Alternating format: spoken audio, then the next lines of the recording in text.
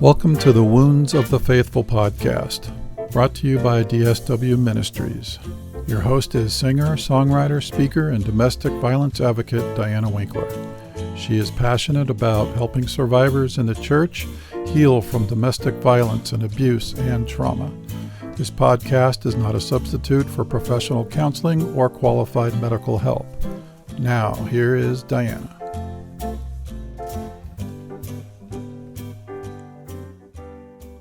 Hi, everybody. How are you guys doing? I'm glad that you're on this journey with us. I hope you all are doing well, and we have a wonderful show for you today. But first, I am going to update you on a couple of things that have been happening here at the Winkler household and the podcast. So, one of which I promised to wear my new t-shirt that I had made up for the Wounds of the Faithful podcast. So I remembered to wear my t-shirt today. Here is my logo is on a t-shirt. So I think it came out really well, and you can support the podcast by purchasing a t-shirt. There's also some other items in there in the store, and that's on dswministries.org. I have been recording music right and left here, having a great time, and as I'm finishing up each song, I post it on my website so you can enjoy it. So if you go on my homepage, you will see up in the menu, listen to my songs. So that's an actual page. So it has all the songs from my previous album and then the new songs that are going on the new album. And this week I had my guitarist over to do his guitar solos for my Break These Chains song, my original blues tune. When it is finished, I can't wait. You will hear it right here on the podcast first. So if you want to get a free song out of my store, then sign up for my newsletter. You can sign up on my website to know first about what's going on in my ministry. So if you scroll to the bottom of any page on my website, it has a sign up to keep in contact. And it also, you will get a list of the top resources for domestic violence and abuse survivors. I personally handpicked everything on that list. So I also want to mention that I would really like to have a meet and greet with all of you, those of you that can make it, on Zoom, where we can meet and see each other and talk, and want to learn all about you and your life and what you think of the podcast and fun things going on in your part of the world. So that's another reason why I want you to sign up for the newsletter, because that is the only way that you'll be able to get the link to the Zoom. It wouldn't be feasible to do it on the podcast in the show notes because of the dates. So let me know, send me an email if that sounds interesting to you, that you want to meet up with me and we can chat, we'll have fun, and maybe one of these meetups we will have a little concert. What do you think of that? With some of the new music? Anyway, we have a great show for you today. A wonderful young lady named Lydia Vreeman is my guest today. And she has a podcast called Holy Ship. And that is ship like boat. That is a play on words, yes. And she and her co-host, Emma, they talk about sexuality, purity culture, and in the church, and a bunch of other topics. And she reached out and wanted to come on the show and talk about her background. So I'm going to read a little bit about her on her bio here. Lydia is originally from Southwest Michigan, but has lived in New York City for the past 4.5 years. She's a co-host and a creator of the Holy Ship podcast, where she discusses the intersection of women, Christianity, and sexuality in an open and shame-free way. She enjoys public speaking, videography, traveling, and throwing dinner parties. We had such a good conversation, and you're just going to love her. She's got a wonderful way about her and telling stories, and she really loves the Lord as well. Get yourself a beverage and cozy up and listen to our conversation. So without further ado, here is Lydia. Please welcome Lydia Vreeman to the show.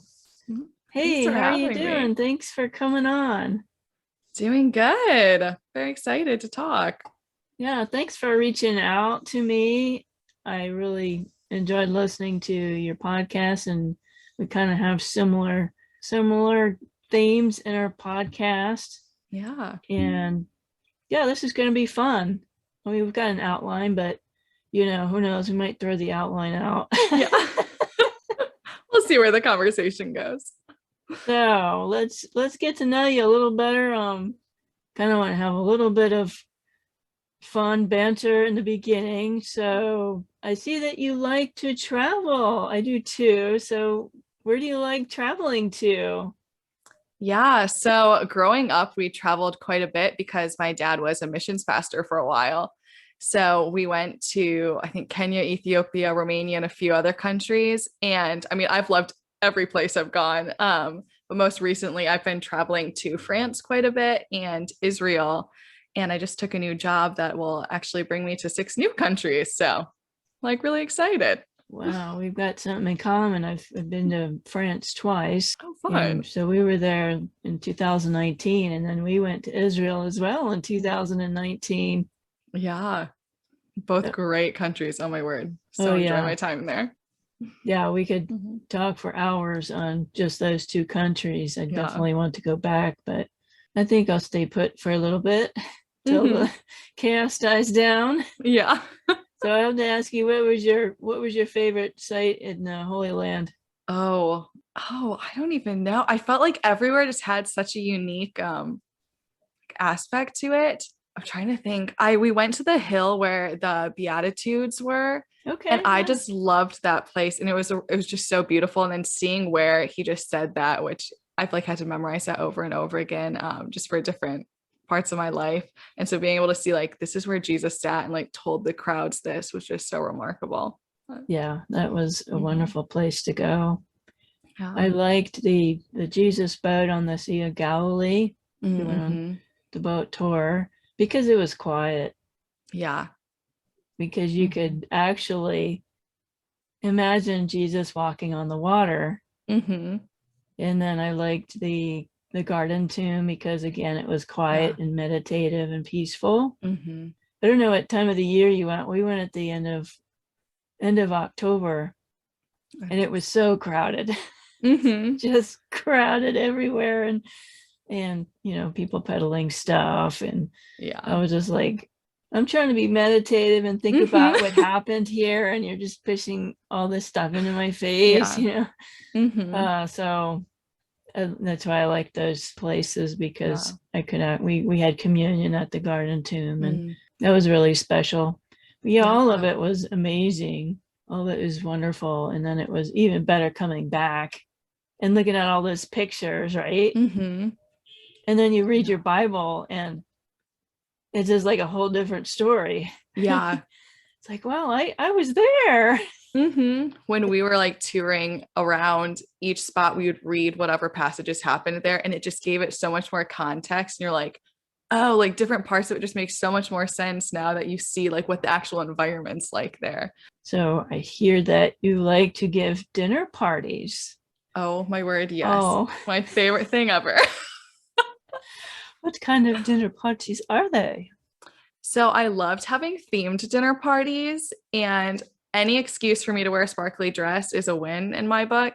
So most recently we had like a snow picnic party where we had the whole floor with like these comfy blankets and pillows, and we had like snowflakes, a little s'more station inside, and this dessert charcuterie board that was all like winter themed, I'll say. It was just so much fun, and we all wore sparkly dresses. It was great. And you do this at your home? Small New York City apartment, but made it more cozy. Wow, that sounds like fun. Yeah, they're so great. I haven't had a dinner party in a long time. Yeah. Mhm. So for the folks that don't know you, can you tell us a bit about yourself and what your ministry is? Yeah. So I grew up in Southwest Michigan, in like a very Christian hometown. As I said earlier, my dad was a pastor for most of my childhood, so grew up Christian. So I work part-time in children's ministry, and then I have a podcast with one of my best friends called Holy Ship, and it's about talking about the intersection of Christianity, sexuality, and women, and just how all of those interact. And then we open up a dialogue in this like open, shame-free environment, just so that women can process, but then also learn in a safe space and just ask questions. So yeah.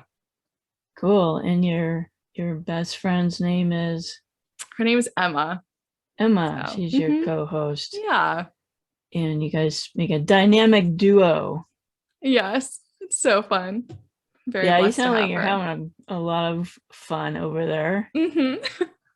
So we're going to start with your background Mhm. about what your childhood was like, how you were Yeah. raised. Could you set the scene for us here? Yep. So I was raised in Southwest Michigan. It's a very Christian like town. Basically, everyone I knew growing up was Christian. My dad was a pastor for most of my childhood, and yeah, I honestly had a great childhood. It was filled with a lot of outdoor experiences because Michigan, we lived right on the lake, and there's all these like hiking trails, and lived on a cul-de-sac with a ton of kids. So honestly, incredible. Wow. Yeah. And so what was your relationship with the Lord like? I mean, how did you meet the Lord on a personal level? Yeah. So grew up Christian, and then in high school decided that I didn't really think Christianity was for me and stopped going to youth group. Was really bitter towards God and just was kind of like breeding this resentment in my heart. And then by total act of God, ended up at a Christian college. And so I moved to New York City to attend school here. At like a really tiny Christian school, and had to take an Old Testament class. So I was learning all about the Israelites, and I was like, people are so stupid. Like God's providing all of these things for them, and they just keep walking away, like, and like turning to idols. And I was just so confused, like how they could do that. And kind of as that was happening, we were fostering a brother at my house back in Michigan. And I just loved him so much. We got along great. And while there were some problems before I left, after I left and moved to college, they really kind of blew up at home. He ended up being placed in a different family. And it was just like this heartbreaking experience for me to like have this brother and then have him taken away. And I felt so alone during this time. And it really made me even more angry at God. And I remember I was standing in the shower one day and I just started like screaming at God. And I was so angry that this would happen. And heard God's voice. And he was just like, Lydia, like, I'm here. I see you. I'm sitting with you in the pain. Like I've been here all along. And he's like, you're acting like the Israelites right now. Like I've been here and I keep providing for you and you keep turning away and running away. And I was like, oh my word, like, you're right. And had this just incredible moment that was so transformative. And I think it was 2 weeks later, decided to get baptized because of this experience. And I was like, no, like God's right. Like he has been here. And he kind of showed me my whole past and where he was in every moment that I thought I was alone.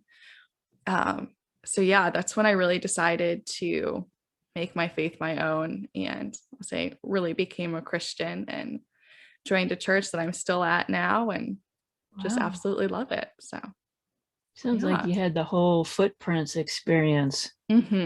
Definitely. That poem that everybody knows. Mm-hmm. Isn't it crazy when, God speaks to you on a real level? I mean, people talk all the time, oh, God told me this and God told me that. And most people are like, what does that even mean? God spoke to you. But now what that is. Yeah. He does speak to us in our hearts. It's not a voice from the clouds. Yeah. but it's in our hearts, and it's Mhm. through his word, and sometimes Yeah. through other people, as you pointed Yeah. out, the experience with your brother there. Yeah. So we're going to transition into something a little more traumatic here. You shared that you are a sexual assault survivor, Yeah. and it was somebody from your church. So Mhm. just share with us what you feel comfortable with sharing with us today. Yeah. So, yes, I was sexually assaulted by someone I was really close with, had gone to church with for a long time, and, who called himself Christian. I still believe he's Christian. And yeah, and who I just genuinely considered to be a friend. And he sexually assaulted me, and it kind of led to this kind of downward spiral in my life. Ultimately, that I would say was a catalyzing moment for me and my faith. But yeah, it was really painful. And the way a lot of people in like my Christian community responded to that was extraordinarily hurtful as well. But Were you about the same age, or yes, we were.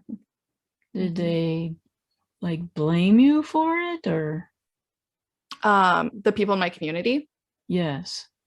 some did. I was also called a whore by some people, and that that was probably the worst experience, because that was also from one of my best friends at the time. What? And I got the comments of like, oh, like, what were you wearing, or what were you doing? Was there alcohol involved? And I was like, does that even matter right now? So yeah, it was just comments like that, from, I'll say, my peers age wise, but then also some people who are older as well. So No, yeah. I'm sorry you had to go through that. It sounds really painful. Yeah. And so I'm assuming that hurt your experience in the church, and it most likely affected your faith, right? I mean, Yeah. what happened after that?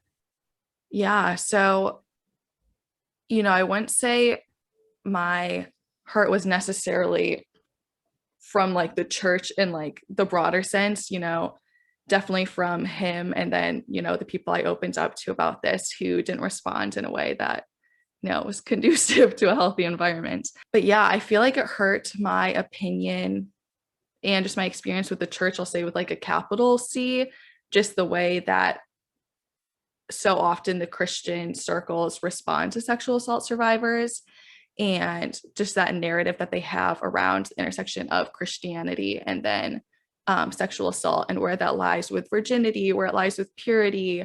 And yeah, just how that was talked about.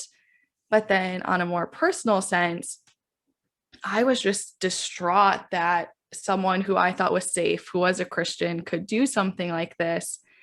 And I think it was about a week and a half later, I was sitting there, didn't really know what to do, and was starting to get angry at God again, which had been my position for so many years before. And I sat there, I was like, okay, I have to make a decision right now. If I think that, God doesn't care about this, that he just let this happen, or if I believe that God is good, that he does protect me, that he's my protector, that he's sitting with me in this pain, that it like hurts him, that I'm hurt right now. And if I'm going to really push into my faith right now and work through this, or if I'm going to leave it because of this situation. And, after I became a Christian, especially in the way I did, I was like, no, I can't leave my faith. Like, God told me that he's here, that when things happen, I tend to run away. And I was like, I need to push in. So yeah, it was this catalyzing moment and really pushed me to grow deeper in my faith and see God as, I'll say, different aspects of who he is than I traditionally had grown up, hear him as the Father, Spirit. Then I was like, there's so many different aspects of who he is and the different names of him in the Bible. He is provider, he is protector, he's healer, and he can heal physically and emotionally and spiritually all of these like injuries we have. And yeah, he was just so good. Then ultimately, it really pushed me to start thinking about what my beliefs were on purity, virginity, sexuality, what God says about them, and what ultimately led me to launch Holy Ship. So, Wow. Now, did you get any counseling or help to process all that? yes, I went to therapy for about 1.5 years. So, oh, that's great. A lot of folks don't ever do that. That was really helpful for you. Oh my word, so helpful. I actually don't know how I just did life in general before therapy, but definitely would recommend to anyone, despite having gone through a traumatic experience. But it wasn't a church counselor, it was an actual licensed counselor. Yep. Oh. It was a licensed psychotherapist. So she was just so incredible and let me work in as much or as little parts of my faith that I wanted to. So it's really good and honestly a healing experience. So I am so glad to hear about that. Were there any other things that were helpful in your healing? Yeah, I think actually just finding trusted people who were responding in helpful ways, and that were just really there for me. And I mean, even in the little ways where they wanted to be part of my mess with me, they weren't scared of it, but wanted to sit with me in it. And were just willing to help me in small ways, like do my laundry one week for me or go grocery shopping for me, where it's something small that I definitely could have done, but just having them do that allowed me time to just sit with myself and actually work through things. And they really like offered me that space to heal. So wow, what a blessing. And you're still at the same church. So this happened at a different church. Oh, okay. Yes. I was gonna say, like, no, it's been really difficult for me. Now, the church seems to excessively elevate virginity and the purity culture above actual people. Yeah. And I didn't realize this until I was an adult and hearing other people's stories. I had a normal teenage life, went to public school, and so I didn't go through that purity culture growing up. And looking back, I'm thankful for that. Yeah. Do you think virginity and purity are the same thing? So I don't believe virginity and purity are the same thing, but I do think that they've been portrayed as the same thing and really conflated, especially to women who did grow up in purity culture. But I don't think they actually are the same thing. We'll try and say this without being graphic, but there are, friends of mine that they're seeing somebody, they're dating somebody, and they're doing everything except actual intercourse. They're doing oral sex or they're stimulating each other, and they still think they're virgins. And I tell them, like, if you are stimulating one another to an orgasm, that's sex. Do you think so? You agree with that? I think, obviously there's intercourse, but then I think there's other sexual activities that do count as sex. That's why when I talk about sex, I like to clarify like intercourse, and then sex, I think, is kind of the umbrella of all these sexual activities that you're doing. And I tend to believe that even doing those things, again, is considered as sex. And then I wouldn't consider that as still being a virgin. And I even fall under like that category as well. What was that? I like live on the street, so there's a ton of like noise and a like huge thing of motorcycles came by. Yeah. It's like, oh boy. So anyway, I don't know. If somebody's saying that they're a virgin and they're doing all these extracurricular sexual activities, I think they're kidding themselves. Yeah. Maybe on a technical sense they are, but the other thing is maybe you're not doing the physical stuff, but you're doing all the mental stuff. I think I heard you guys saying on your podcast about, your thought life and what you're reading, the romance novels or pornography, or maybe even movies that have these really graphic love scenes. I mean, they're not considered porn, but they're graphic. Yeah. They don't leave much to the imagination, and I don't think we can be pure Mm-hmm. when we're participating in those things. Yeah. What do you think on that? Yeah. So I think a lot of times when people equate virginity and purity, it elevates, I'll say, sexual or your sexuality as like the biggest aspect of purity. But I believe that purity is when you're just pursuing a relationship with God. You want what He wants in your life. And I think virginity, or, you know, if you have had sex and now are trying to save yourself from marriage, abstinence at that point is a natural outpouring of that. But again, I think the Bible talks about purity of mind, purity of heart. And I think that plays out in what you watch, what you're like doing, what your thoughts are like. And maybe you're not a virgin and, you know, you've decided, you know what, I am going to commit to saving myself till marriage for, you know, the next guy. But then you still struggle with lust. I think, you know, there's still that like level of purity that's not there, which obviously God works through, and He meets you in that spot, and He still desires relationship with you. But I think it's this constant desiring to be in relationship with God and pursuing that. And yeah, I think you have to really evaluate what you're thinking, how that plays into purity, how what you're doing, like, does every part of your life line up? And I started I have like an hour every Saturday where I think back in the week. I'm like, okay, what did I do this week? Was it honoring to God? How can I change that? And it's led to a lot of drastic shifts in my life where I'm like, you know what? I got like drunk like 3 nights this week, just like without like meaning to, but I was just out with friends or different things. I'm like, I need to draw a harder boundary with my like drinking habits or my alcohol habits, so I'm honoring God in that part of my life. So maybe that's like, I only have 1 drink a week and I'm like, you know, not going to get drunk. And I think that's an aspect of purity. Yeah, I think it's so much more than just sexuality. It's a really more holistic view of purity. But yeah. Oh, I agree. That's a good point. Mm-hmm. You know, like I said, I had a normal teenage life. I had Mm-hmm. premarital sex, and Yeah. although they were positive experiences, when I got baptized and I went to Bible college, I met before the Lord, and I said, Lord, I have done these things. I know they Mm-hmm. weren't your will for me, and I want to set myself apart for you in a holy manner. Yeah. And a lot of people have shame in this department.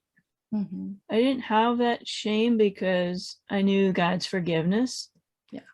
And even then in college, I messed up. I was engaged to a guy in college, and up to a month or two before the wedding, we hadn't even kissed or held hands. Mm-hmm.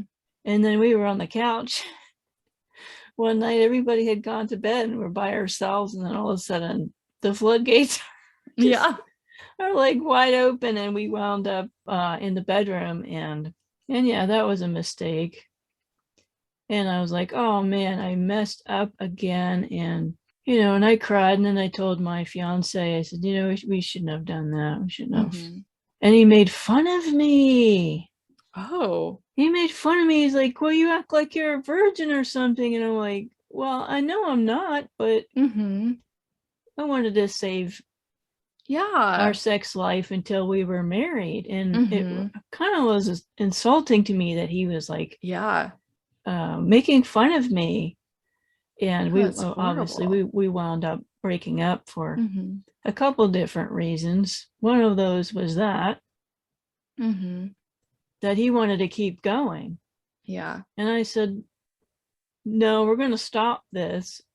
And it's really hard to go back to back to not doing anything or holding hands, right? He didn't want to. He wanted to keep messing around. And so I said, I don't think this is where the Lord is leading me. Mm-hmm. And they're going to kick me out of school if anybody finds out. Yeah. But the Lord already knows, so I can't really live a double life and pretend that I'm living a Christian life and behind everybody's backs I'm sneaking around. I don't think that honors anybody. So yeah. So for those that, okay, they're listening to us talking about virginity and purity, and they have the same kind of experience. Well, hey, I've already done some things. Is there hope for me? There is hope, right, Lydia? Oh, 100%. I think the main message, especially in purity culture, is that if you've had sex or you've done sexual things, you're somehow like now damaged, that a guy will want you less because you're not whole or, saved yourself for him.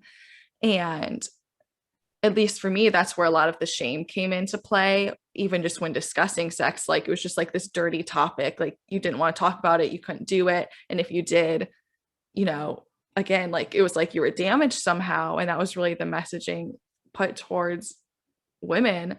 But yeah, I think there's just so much hope for people, and God still desires relationship with you, even if you have messed up or you have done certain things. He still desires that, and he still wants you to experience the fullness of his love. He still wants you to be in a healthy relationship after that. And he desires to see, I think, his people in healthy marriages. Like, I don't think he wants these to fail. And yeah, I think even if you've had sex before marriage, there's obviously, I think there's a lot more, I'll say, mental work you have to go through, just because I do believe that it unites two people.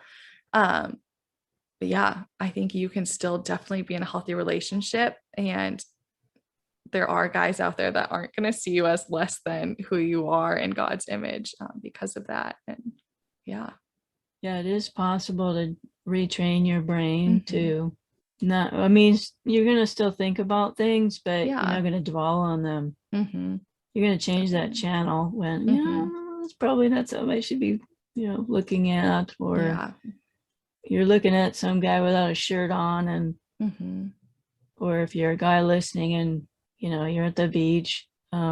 It's a struggle, but it's not impossible. Give yourself some grace, right? Yeah. And we have the power of the Holy Spirit in us, and God's just so gracious to give that to us. We're making the effort. The Lord sees that. Hey, yeah, Lord, give me the strength to treat that person that I'm lusting after as a precious child of God, right? Yeah. That brother is a brother in Christ. That is a sister in Christ. And we need to treat them with respect and dignity. They're not just a piece of property. They're not the object of our lust to use. One of my favorite topics on the podcast here is boundaries. Yes. We're going to talk about boundaries here for a while. I love it. Because I think that's where we get into trouble, is we don't establish those boundaries. Yeah. And not that somebody can't cross your boundaries, but got to create boundaries in all areas of our life. I mean, we're going to talk about, the physical boundaries, but boundaries at work. Yeah. You're not available 24/7 to receive phone calls or emails from your boss. Yeah. Family. No, you can't just come over whenever you want to. No, you can't give my kid a cookie whenever you want. Whatever. Food has boundaries. Yeah, food is to nourish our bodies, right? But when we're eating too much of the wrong kinds of foods or entertainment, did you know that God has boundaries?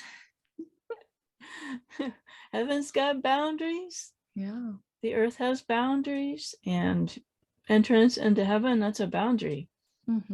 Let's talk about your expertise dating relationships and friendships. Yeah. How can we put those boundaries up, or figure out what our boundaries are? Yeah. I think a great way is to first sit down and kind of, at least this is what I did. I wrote down each area of my life, right? Like my dating relationships, like sexuality as a whole. I did write down one for food, work, different things like that, friendships, and then wrote down what my boundaries were in each one. It really took the time to sit down, think through it, I was like, okay, first off, like, what are my convictions on these topics? What do I think God says about these? And what do I personally believe? Kind of wrote those down. And then ones I would like to have, but maybe haven't been great at in the past, and kind of created this list and like really looked at them and spent time with each different topic. And then I spent time in the Bible, and I was like, does the Bible talk about boundaries in work? Does the Bible talk about boundaries in this area? And then really sought out the passages that were talking about that to implement in there. And something that I really had to work through was if I was making boundaries based out of fear, or if I was making them out of actual conviction that I believed. And I think that was extraordinarily helpful for me, especially in relationships, like, am I afraid just not to have sex before marriage because I think I'm going to hell? Or do I believe it's because God has a greater purpose for sex, and that it unifies people? And I had to really think about that, say like, no, I actually believe God created sex to like bind two people together to create this union. Just really make that like relationship flourish and offer that connection. And then I think one that really helped me in maintaining my boundaries, obviously still can be very difficult, especially in romantic relationships, but I think having that conviction behind why you have certain boundaries definitely helps. And then for me, specifically with romantic relationships, going to counseling was a great way for me to just talk out those boundaries, have, a professional opinion on, I'll say, what was healthy for me and what wasn't, especially because I've experienced assault. And so, that was really helpful. But honestly, I think like the biggest thing for me was actually sitting down and taking the time to think about it before I was put in situations where I just all of a sudden had to know my convictions and boundaries. Made sure I did that before I got into my next relationship and before I was making more friends, just really figuring out, what I believed on all of those.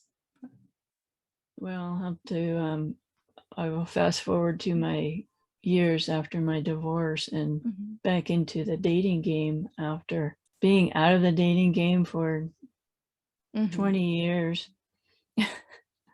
It was a whole new world because I didn't have internet dating when I was in my 20s. And it's kind of like going to college and you have nobody to tell you that you can't do something. I was single. I had my own place. There were no boundaries at all. Yeah.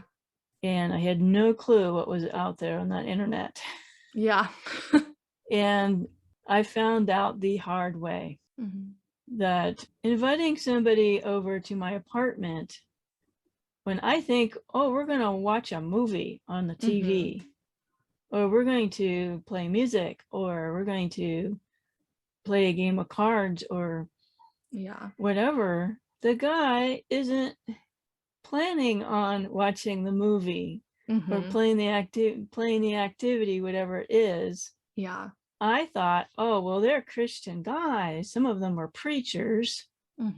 And we're sitting on the couch watching, I think it was Gladiator.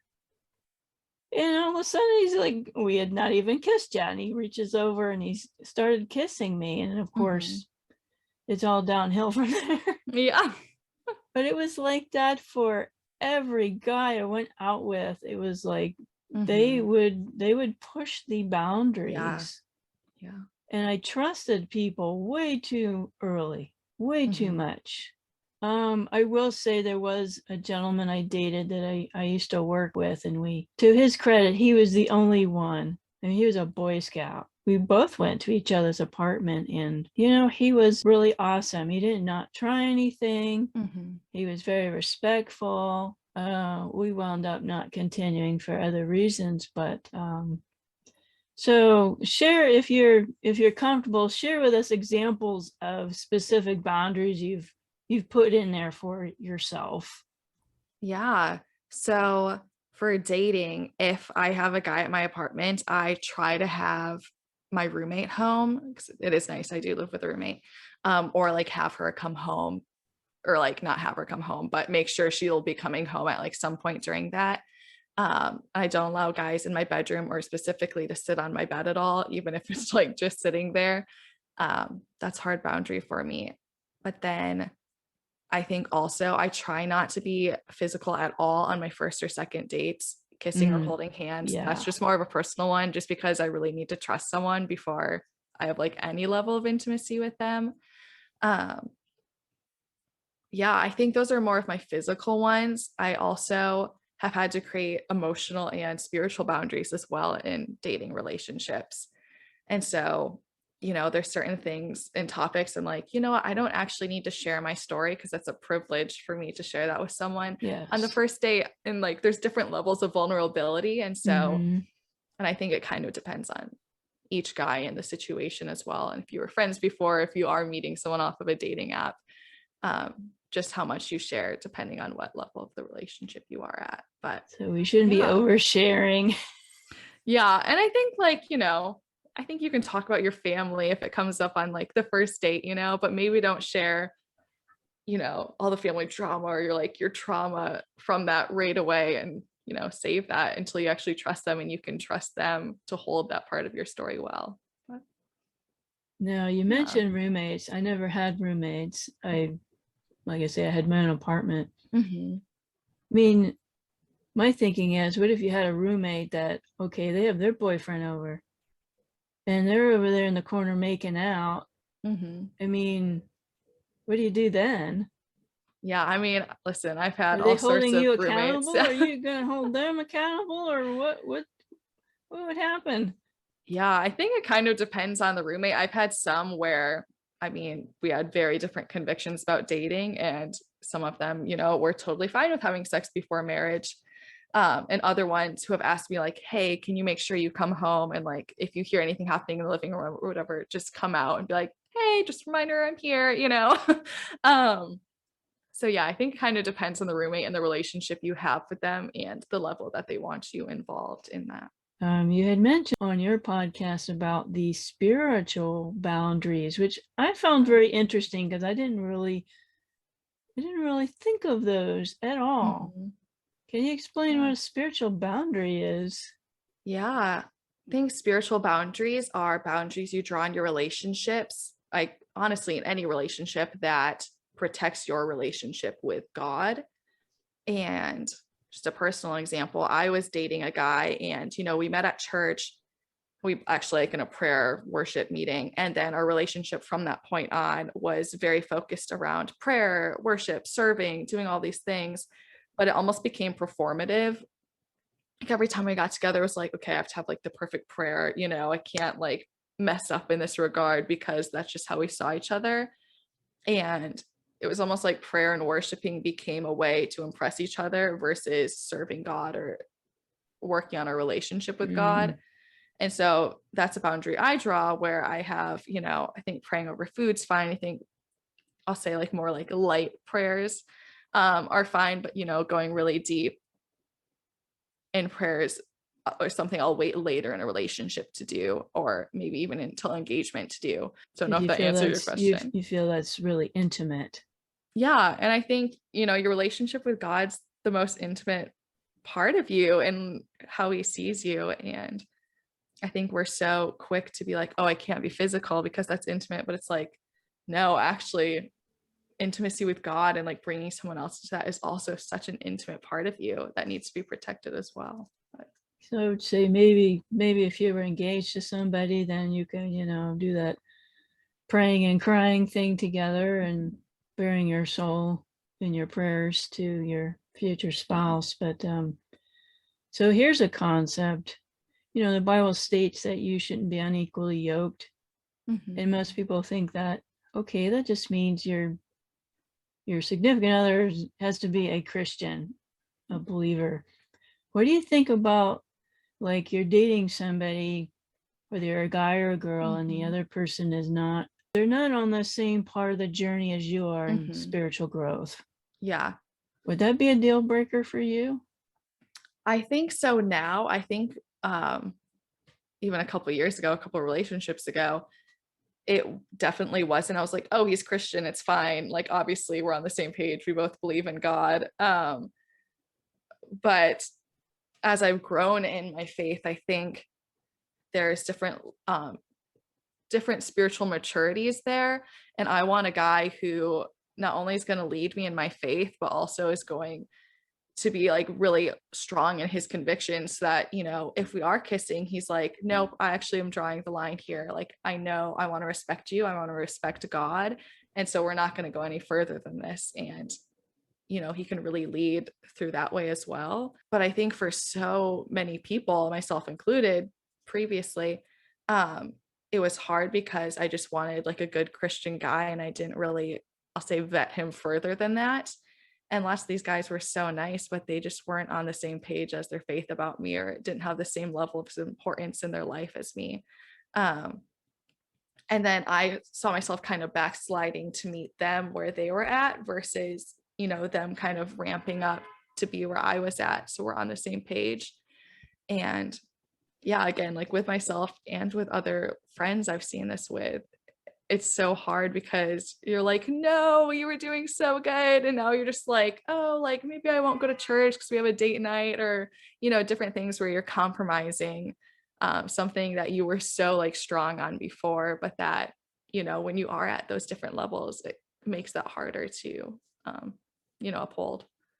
I appreciate you bringing up the, you know, them pulling you down, whether it's a guy or a girl, which it can happen either way. Yeah, definitely. I don't want to be the one being the spiritual one all the time in the marriage. If I'm marrying somebody, you know, I'm not perfect, but I am, you know, reading the Bible and seeking the Lord in prayer.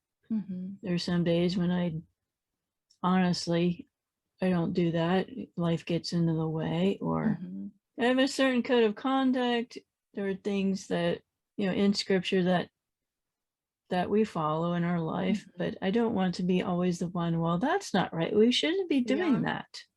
Not that my spouse, my husband, has to always be the leader, but if I'm going to church, I shouldn't have to, like, come on, we need to go to church. I'm not going to force anybody to go to church, but I'm not going to sit there in church by myself. I married a Christian. I expect my spouse to worship with me. Expect my spouse to pray for me. I expect my spouse to, maybe we don't do our Bible study together, but you know, I think, you know, you don't want to always be the accountability partner or the one that's nagging.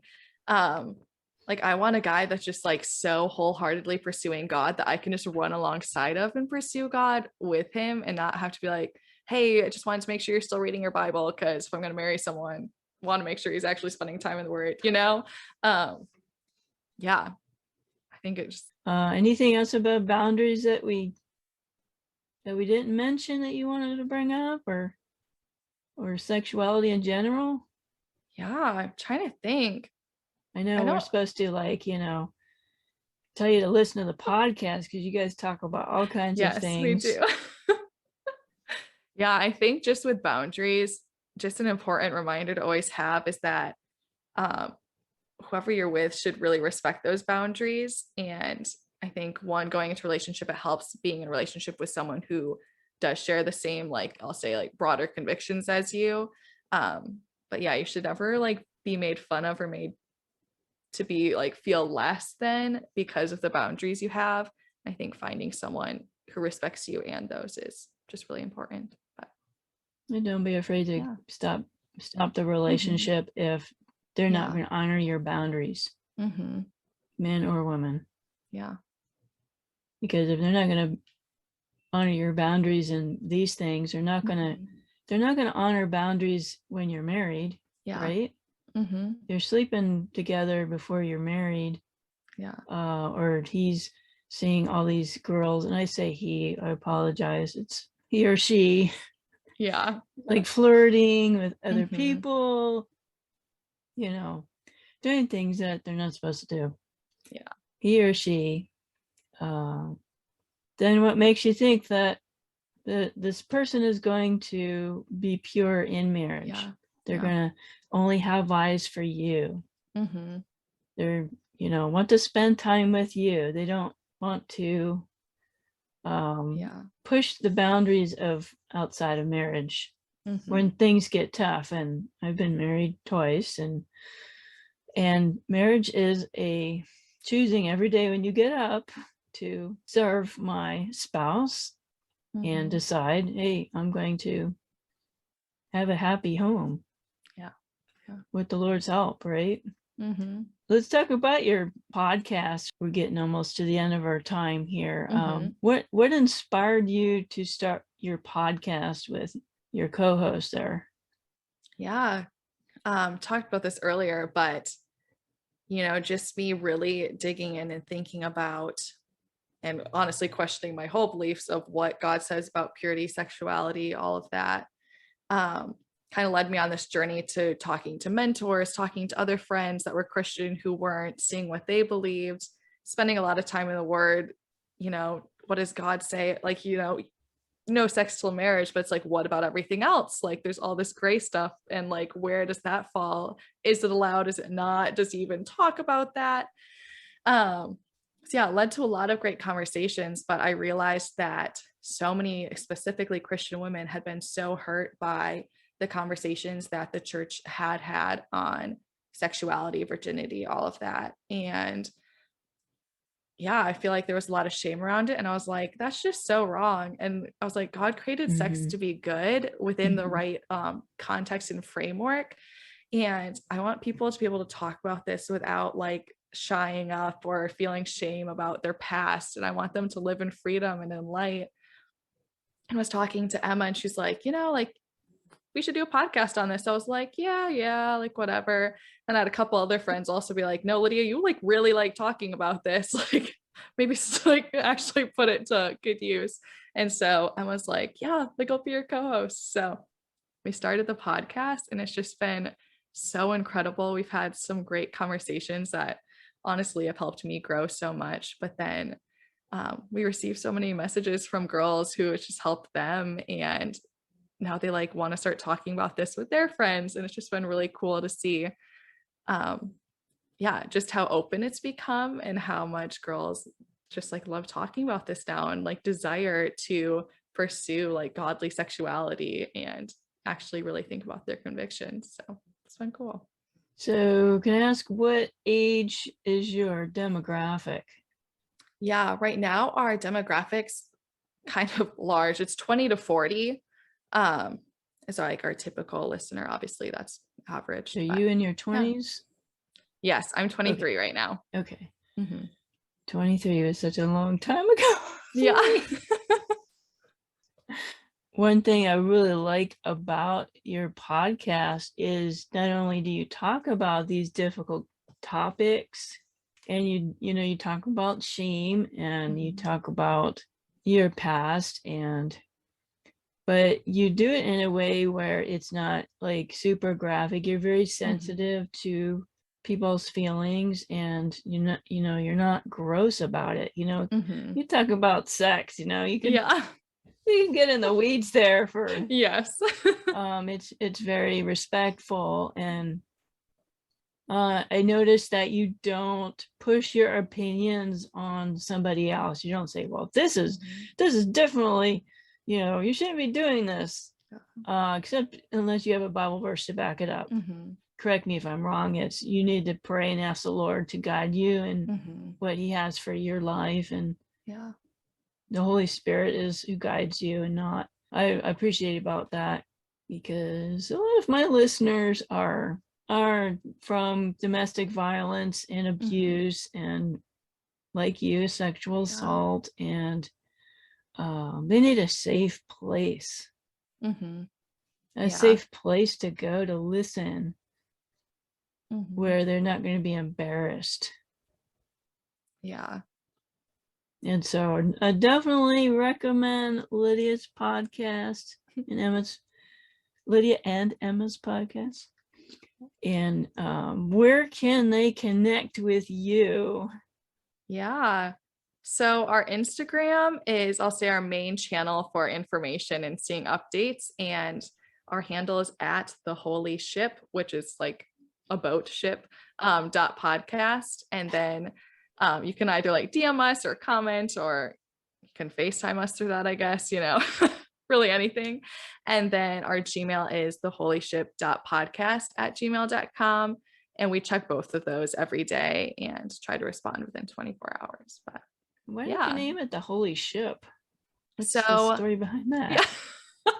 So one, the ship stands for like relationships towards the end of that. But Emma had this moment when we were talking. She was like, oh, holy blank. Like, I don't know anything about boundaries or like sexuality, all this stuff. She's like, Lydia, what if we named it Holy Ship? And I was like, genius, like so on board. Wow. I wasn't So going to there's that, say like, it, but I humor thought, component. Yeah.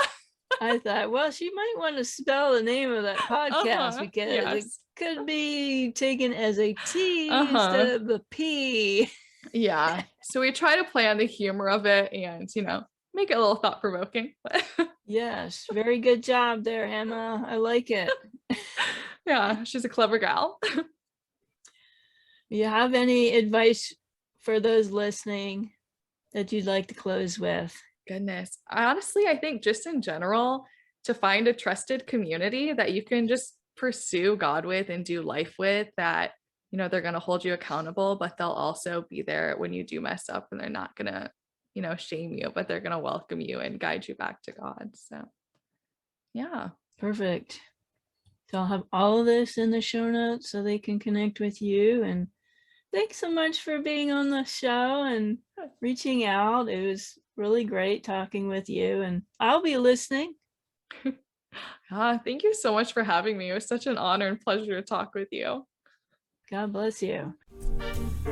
Thank you for listening to the Wounds of the Faithful podcast. If this episode has been helpful to you, please hit the subscribe button and tell a friend. You can connect with us at dswministries.org, where you'll find our blog along with our Facebook, Twitter, and our YouTube channel links. Hope to see you next week.